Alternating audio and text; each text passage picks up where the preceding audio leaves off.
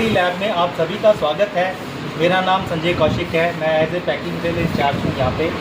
सो मैं आपको ब्रीफली थोड़ा सा एक्सप्लेन करता हूँ कि how to make the oil बनाते कैसे हैं और तो कौन कौन से प्रोसेस के थ्रू हम चेक करते हैं। सो सबसे पहले आता है पैडी।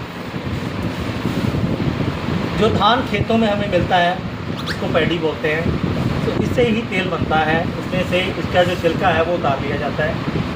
चावल और छिलके के बीच में एक पाउडर होता है, that is called rice bran. इसी को राइस ब्रान बोलते हैं। इसमें ही 10 से 20% के बीच में तेल होता है। इसी में थोड़ा सा ज़्यादा भी होता है, 25% भी हो जाता है। सो इसको एक्सट्रैक्ट करने के लिए हम क्या करते हैं, इसको सॉल्वेंट में लेके जाते हैं। सॉल्वेंट में ले जाने के पहले हम क्या करते हैं कि उसकी पैलेट्स बना लेते हैं। थोड़ा सा मॉइस्चर देके ना उसको बाफी लगा के, उसको थोड़ा सा मॉइस्चर लगा के, पानी से लगा के उसको मॉइस्चर देके उसकी पैलेट्स बना लेते हैं। Pellets in the mean sense जिसकी एक सेमिया सी बना लेते हैं ताकि इजीली वो कन्वेयर के ऊपर चल सके। पाउडर को डालेंगे तो कन्वेयर के ऊपर चल नहीं पाएगा, तो उसमें अगर हम कोई सॉल्वेंट एक्सेप्ट करेंगे तो नहीं हो पाएगा। इसलिए हम क्या करते हैं, उसकी पैलेट्स बना लेते हैं, सेमिया सी बना लेते हैं। तो सेमिया सी जो आगे सॉल्वेंट तक जाती है तो उसमें हम सॉल्वेंट स्प्रे करते हैं। सॉल्वेंट स्प्रे करने के बाद क्या होता है कि सॉल्वेंट उसको एक्सट्रैक्ट करके अपने साथ लेके नीचे चला जाता है। ऑयल उसमें से निकल जाता है और उसमें से जो खाली बच जाता है उसको डीओसी बोलते हैं, डी ऑयल केक। जो कैटल फीड में यूज़ होता है, जानवरों की खाद जो होती है ना, वो खाते हैं ना, वो घर में रखे हुए हमारे पशु, गाय भैंस वगैरह, उनके लिए कैटल फीड होती है। हाँ, खली जो होता है, सो वो बन जाती है उससे। उसमें बहुत रिच प्रोटीन होता है, बहुत अच्छी चीज़ है वो जानवरों की। तो वो वहाँ पे चली जाती है। और उसके बाद जो हमने तेल निकाला उसमें सॉल्वेंट भी है, उसको माइसीला बोलते हैं। माइसीला को एक्सट्रैक्ट करके क्या करते हैं कि हम एक्वानाइजर में डाल के थोड़ा सा उसमें भाप सी बना के वो जो सॉल्वेंट है उसको अलग निकाल लेते हैं। उससे तेल जो है वो अलग निकल जाता है, that is called crude rice bran oil. इसको हम कच्चा तेल बोलते हैं। अब इसमें बहुत इम्प्योरिटीज़ हैं, उसको वाइप आउट करने के लिए, निकालने के लिए हम फाइनली रिफाइनरी में जाएंगे। तो रिफाइंड करने के लिए हम सबसे पहला प्रोसेस है हमारा, तो इसमें गम्स होती है। सबसे पहली जो चीज़ होती है इसमें डिगमिंग करते हैं। डिगमिंग हम उसमें थोड़ा सा एंजाइम और वाटर लगाकर उसको प्रोसेस करते हैं, तो उसमें से गम्स रिमूव हो जाती हैं। उसका बायो प्रोडक्ट है ये वाली गम्स। आफ्टर दैट उसको हम ब्लीच करते हैं, थोड़ी सी स्पेंट अर्थ और कार्बन लगाकर थोड़ा सा टेम्परेचर बढ़ाकर एक एजिटेशन देते हैं एक बॉल में। तो उस पर क्या होता है, ब्लीचिंग हो जाती है, थोड़ी सी इम्प्योरिटीज़ निकल जाती हैं और थोड़ा सा कलर डिटेक्ट हो जाता है, डिटेक्शन हो जाती है। तो उसका जो बायो प्रोडक्ट है वो फिल्टर में लगा रह जाता है। जो स्पेंट हमने जो डाली थी, स्पेंट अर्थ और वो कार्बन, वो फिल्टर में लगी रह जाती है।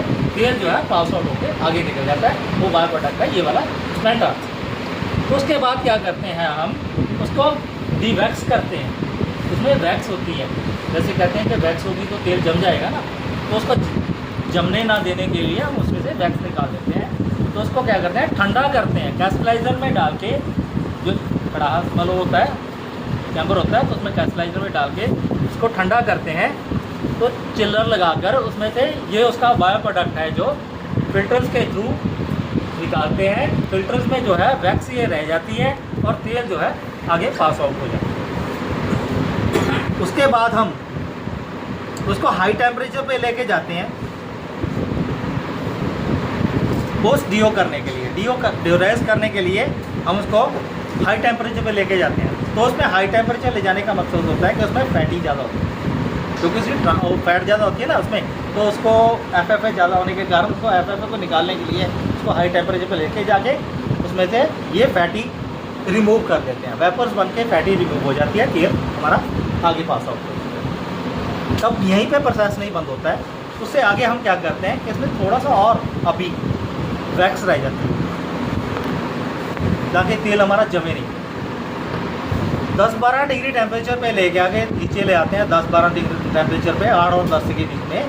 तो वहाँ पे हमारे उसकी रिफाइंड वैक्स निकाल देते हैं। टेम्परेचर ठंडा करके उसको तेल को कैस्टलाइज में फिर दोबारा लेके, तो वहाँ पे जो है हमारी डीओ वैक्स निकल जाती है। जो वैक्स निकल जाती है उसके बाद जो वैक्स है वो फिल्टर्स में रह जाती है, यानी कपड़े में रह जाती है, और जो तेल पास आउट होके आगे चला जाता है। तो उसका ये बायो प्रोडक्ट है हमारा डीओ वैक्स।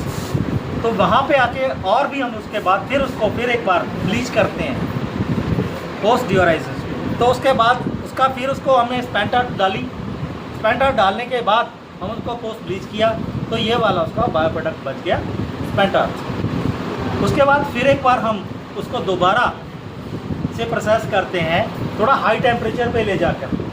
हाई टेम्परेचर पे ले जाने का मतलब होता है कि उसमें अभी थोड़ा सा FFA और ज़्यादा थोड़ी सी ज़्यादा ही होती है, तो उसको भी कम करने के बाद FFA निकालने के लिए उसको हम करते हैं हाई टेम्परेचर पे लेके जाते हैं ताकि उसकी फैटी रिमूव हो जाए। तो उसका जो बायो प्रोडक्ट है वो मैंने पहले बताया वही वाली है फैटी एसिड्स। ये हमारे सोप बनाने के और शैम्पू बनाने के काम आती है, खाने के काम में। तो ये हमारे पास उसके बाद जो बच जाता है वो हमारा फाइनल प्रोडक्ट है। This is rice bran oil, जिसके जन्मदाता है डॉक्टर AR शर्मा, जो हमारे यहाँ के CMD हैं। सो पहले इस ऑयल को कोई नहीं खाता था। इसका आविष्कार जो किया है उन्होंने डॉक्टर AR शर्मा ने किया है, ताकि इंडिया में खाने लायक हमारे ये तेल बन सके। इसके लिए उन्होंने बहुत मेहनत की है, बहुत ज़्यादा स्ट्रगल की है, तब ये हमारे खाने लायक बना है। और ये तेल है सबसे ज़्यादा बेनिफिशियल ऑयल है, क्योंकि ना तो इसमें कोलेस्ट्रॉल होता है, ना सैचुरेटेड फैटी एसिड होते हैं, ना ये जमता है, ठीक है जी। और इसमें सबसे बड़ी चीज़ जो है हम कहते हैं कि इसमें गामा ओरिजिनल होता है, क्योंकि और किसी तेल में ओरिजिनल नहीं होता है। सिर्फ एक राइस ब्रान ऑयल है जिसमें गामा ओरिजिनल होता है। सो उसको हमने रिमूव कर लिया है। वो भी आविष्कार जो किया है हमारे डॉक्टर AR शर्मा की थी। सर अभी कभी कोई तेल जम जाए तो उसका क्या कारण होता है सर? उसमें जो आप प्रोडक्ट डालते हैं फ्राई करने के लिए, तो उसके इम्प्यूरिटीज़ के कारण जमता है, नहीं अदरवाइज़ हमारा तेल नहीं जमता है। क्योंकि हमने वैक्स निकाल दी यहाँ पे, मैंने आपको बताया सबसे पहले।